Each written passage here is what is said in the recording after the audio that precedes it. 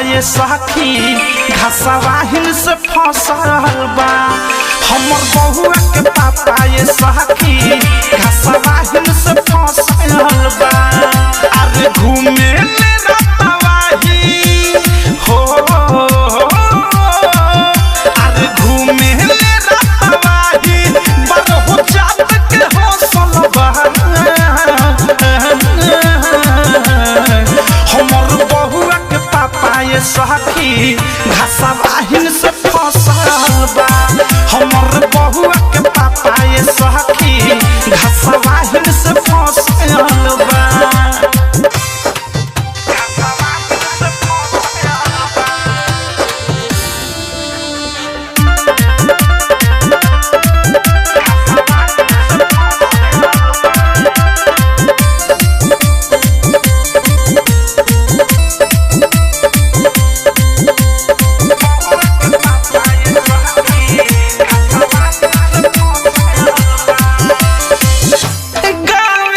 बगल में बात ओकर गाँव हो, बिया छव धरनी बाबा धरे ले छाव हो।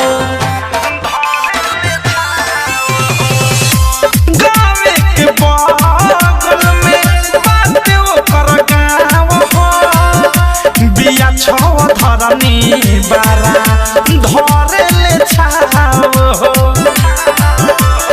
हमरो से ज्यादा सैया जी के दिलवा में बसल बा। हमर बहुआ के पापा ये सखी घसवाहिन से फसल बा। हमर बहुआ के पापा ये सखी घसवाहिन से फसल बा। डीजे विकास लीगा सीतामढ़ी।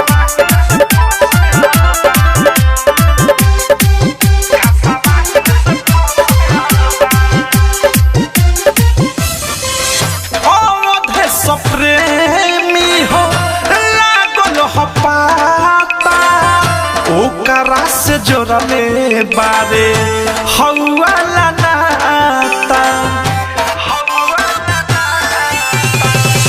राइटर थारू सुबोध लागल हो पाता ओकरा से जोड़ले बारे हौला नाता।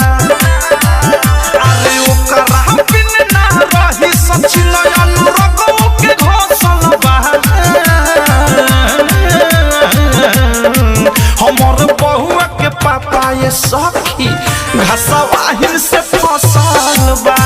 हमर बहुआ के पापा ये सखी घसवाहिन से फसल बा। अरे घूमे ले रतवाही हो, अरे घूमे ले रतवाही बरहु जात के हौसल बा।